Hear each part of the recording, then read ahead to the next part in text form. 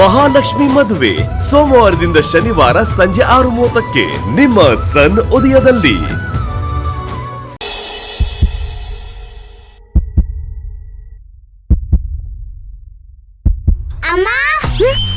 ಅಯ್ಯೋ, ಮಕ್ಕಳು ಬಂದಿದ್ದಾರೆ.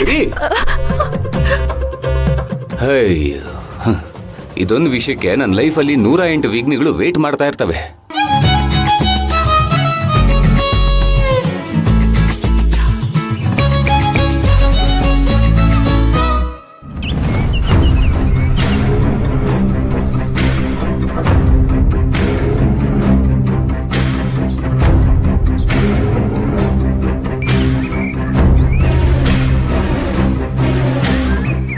ನನ್ನ ಕೈಯಿಂದ ಆಗಲ್ಲಪ್ಪ. ನಡೆದು ನಡೆದು ನಂಗೆ ಸುಸ್ತಾಯ್ತು. ಅಯ್ಯಪ್ಪ,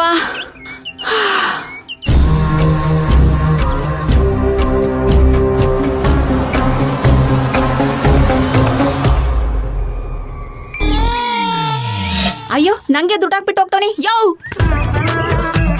ಇದೇನಯ್ಯ, ನಂಗೆ ಭಿಕ್ಷೆ ಹಾಕ್ಬಿಟ್ಟು ಹೋಗ್ತಿದ್ಯಾ? ಬರ್ತಾ ಬರ್ತಾ ಭಿಕ್ಷುಕದ ಜಾಸ್ತಿ ಆಗ್ಬಿಡ್ತಾಳ್ರಿ. ದುಡ್ಡು ಹಾಕಿದ್ರು ನಮ್ಗೆ ಬೈತಾರಲ್ರಿ. ಭಿಕ್ಷುಕರ?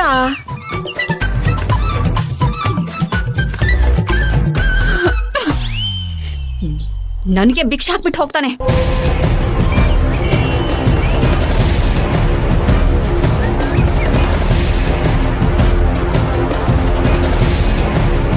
ಪಲ್ಲವಿ ಪಲ್ಲವಿ ಪಲ್ಲವಿ, ಇಷ್ಟೆಲ್ಲ ಆಗಿದ್ದು ನಿನ್ನಿಂದಾನೇ ಕಣೆ. ಇಷ್ಟು ದಿವಸ ನಾನೇನೇ ತಪ್ಪು ಮಾಡಿದ್ರು ನಾನು ಅವ್ರ ಮನೆ ಮಗಳು ಅಂತ ಎಲ್ಲನೂ ಕ್ಷಮಿಸ್ತಿದ್ರು. ಆದರೆ ಇವತ್ತು ನಿನಗೋಸ್ಕರ ನಮ್ಮಪ್ಪ ನನ್ನ ಲಗೇಜ್ನೇ ತೆಗೆದು ಹೊರಗಡೆ ಹಾಕಿದ್ದಾರೆ. ನಮ್ಮಮ್ಮ ಹೊಟ್ಟೆಲ್ ಹುಟ್ಟಿದ ಮಗಳು ಅಂತಾನೂ ಮರೆತು ನನ್ನ ಹೊರಗಡೆ ತಳ್ಳಿದ್ರು. ಇನ್ನ ನಾನು ಸುಮ್ಮನಿರಲ್ಲ. ನೋಡ್ತಾ ಇರು ಪಲ್ಲವಿ, ನಿನ್ನ ಜೀವನನ ಇನ್ನೂ ನರ್ಕ ಮಾಡ್ತೀನಿ.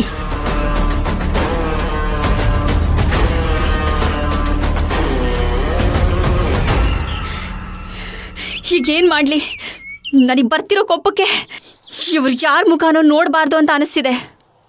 ಎಲ್ಲಾದ್ರೂ ದೂರ ಹೋಗಬೇಕು ಅಂತ ಅನಿಸ್ತಿದೆ. ಆದರೆ ಏನು ಮಾಡಲಿ? ಆದರೆ ನಾನು ಹಾಗೆ ಮಾಡಿಬಿಟ್ರೆ ಪಲ್ಲವಿ ಲೈಫಲ್ಲಿ ಸೆಟ್ಲ್ ಆಗಿಬಿಡ್ತಾಳೆ. ಗಂಡನ ಮನೆಗೆ ಹೋಗ್ಬಿಡ್ತಾಳೆ. ಗಂಡ ಮನೆ ಮಕ್ಕಳು ಅಂತ ಹಾಯಾಗಿದ್ಬಿಡ್ತಾಳೆ. ಇಲ್ಲ, ಯಾವುದೇ ಕಾರಣಕ್ಕೂ ಅವಳು ನೆಮ್ಮದಿಯಾಗಿರಬಾರ್ದು. ಅವಳು ನೆಮ್ಮದಿಯಾಗಿರೋದಕ್ಕೆ ನಾನು ಬಿಡಲ್ಲ.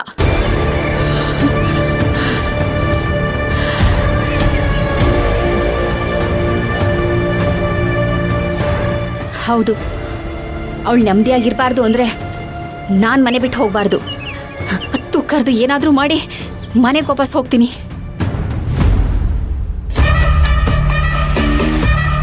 ಅಲ್ಲೇ ಇದ್ಕೊಂಡು ಆ ಪಲ್ಲವಿ ಜೀವನನ ಸರ್ವನಾಶ ಮಾಡಬೇಕು.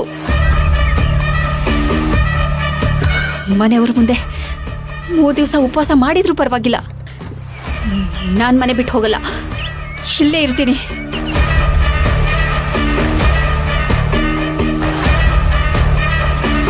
ಅವ್ರ ಹತ್ರ ಬೇಡ್ಕೋತೀನಿ, ಸೋಲ್ತೀನಿ. ಇಲ್ಲ, ಸೋತಿರೋಳ ಥರ ನಾಟಕ ಮಾಡ್ತೀನಿ. ನಾಟಕ ಮಾಡಿ ನಂಬಿಕೆ ಗಳಿಸ್ತೀನಿ.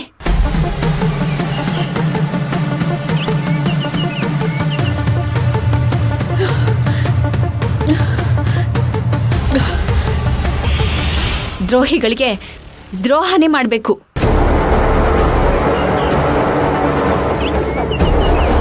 ಪಲ್ಲವಿ, ಚಿಕ್ಕ ವಯಸ್ಸಿಂದಾನು ನಿನ್ನಿಂದ ನಮ್ಮಪ್ಪ ಅಮ್ಮನ ಹತ್ರ ನಾನು ಬೈಸ್ಕೊಂಡಿದ್ದೀನಿ. ಈಗ ಅವ್ರ ಮನೆಯಿಂದಾನೇ ಹೊರಗಡೆ ಹಾಕೋ ಥರ ಮಾಡಿಬಿಟ್ಟೆ ಅಲ್ವಾ? ಬರ್ತಾ ಇದ್ದೀನಿ ಕಣೆ, ನಾನು ವಾಪಸ್ ಬರ್ತಾ ಇದ್ದೀನಿ. ನಾನು ಹೇಳಿ ಥರ ಹೆದರ್ಕೊಂಡು ಮನೆ ಬಿಟ್ಟು ಹೋಗಲ್ಲ. ಅಲ್ಲೇ ಇದ್ದು ನಿಮ್ಮ ನೆಮ್ಮದಿಗೆ ಸಮಾಧಿ ಕಟ್ತೀನಿ.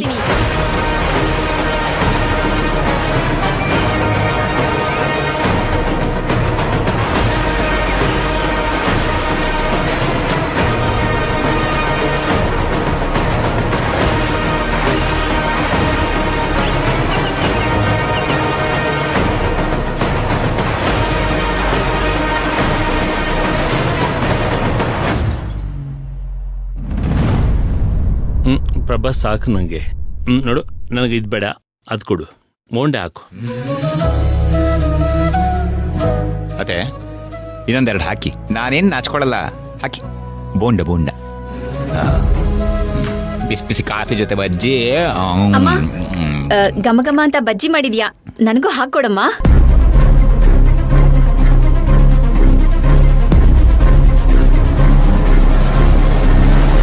ಮನುಷ್ಯನಿಗೆ ಸ್ವಲ್ಪ ಆದರೂ ಸ್ವಾಭಿಮಾನ ಇರಬೇಕು. ನಿನ್ನ ಸ್ಥಾನದಲ್ಲಿ ಬೇರೆ ಯಾರೇ ಇದ್ದಿದ್ರು ಖಂಡಿತ ಅವರು ಮನೆಗೆ ವಾಪಸ್ ಬರ್ತಾ ಇರಲಿಲ್ಲ. ಅದ್ಯಾವ ಮುಖ ಹೊತ್ಕೊಂಡು ಬಂದಿಯೋ ಏನೋ.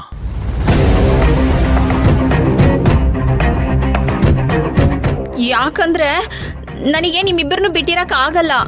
ನೀವಂದ್ರೆ ಪ್ರಾಣ. ಓಹೋಹೋ, ಅದು ಯಾವಾಗಿಂದನೋ? ಇದೇನಪ್ಪ ಹಿಂಗ್ ಕೇಳ್ತಿದೀಯಾ?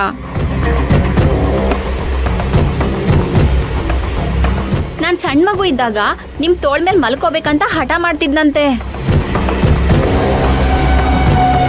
ಅಜ್ಜಿ ಯಾವಾಗ್ಲೂ ಹೇಳ್ತಾ ಇದ್ರು, ನಿಮಗ್ ವಯಸ್ಸಾದ್ಮೇಲೆ ನಿಮ್ಮನ್ನ ನೋಡ್ಕೊಳ್ಳೋದು ಯಾರು? ನಿಮಗ್ ನೀರು ಗೀರು ತಂದ್ಕೊಡೋರು ಯಾರು? ಒಳ್ಳೇದು ಕೆಟ್ಟೋದು ನೋಡ್ಕೊಳ್ಳೋರು ಯಾರು? ಅದಕ್ಕೆ ನೀವು ಬೈದ್ರು ಪರವಾಗಿಲ್ಲ ಅಂತ ವಾಪಸ್ ಬಂದೆ. ನೋಡು, ಈ ನಾಟಕ ಎಲ್ಲ ಬೇಡ. ನಮ್ ಕೈಲಾದ್ರೆ ಮಾಡ್ಕೊಂಡು ತಿಂತೀವಿ, ಇಲ್ಲಾಂದ್ರೆ ಯಾವ್ದಾದ್ರು ವೃದ್ಧಾಶ್ರಮ ನೋಡ್ಕೊಳ್ತೀವಿ. ನಿನ್ ಸವಾಸ ಮಾತ್ರ ಬೇಡ ತಾಯಿ. ಇದ್ಯಾಕೆ ಹಿಂಗಂತೀರಮ್ಮವ? ನಿಮ್ಮನ್ನ ನಾನ್ ನೋಡ್ಕೋತೀನಿ. ಇದೇನಪ್ಪ ಕಡ್ಡಿ ತುಂಡ್ ಮಾಡ್ದಂಗ್ ಮಾತಾಡ್ತಿದ್ದೀರಲ್ಲ? ನಿನ್ನಂತ ಎಮ್ಮೆ ಚರ್ಮದವ್ರ ಮುಂದೆ ಹೀಗೆ ಮಾತಾಡ್ಬೇಕು.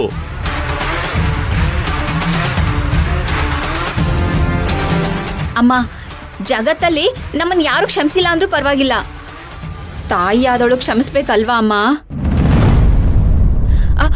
ಆದ್ರೆ ನೀನಿದೆಯಲ್ಲ, ನಿಂದು ಒಂಥರ ಕಲ್ ಹೃದಯ ಕಣಮ್ಮ.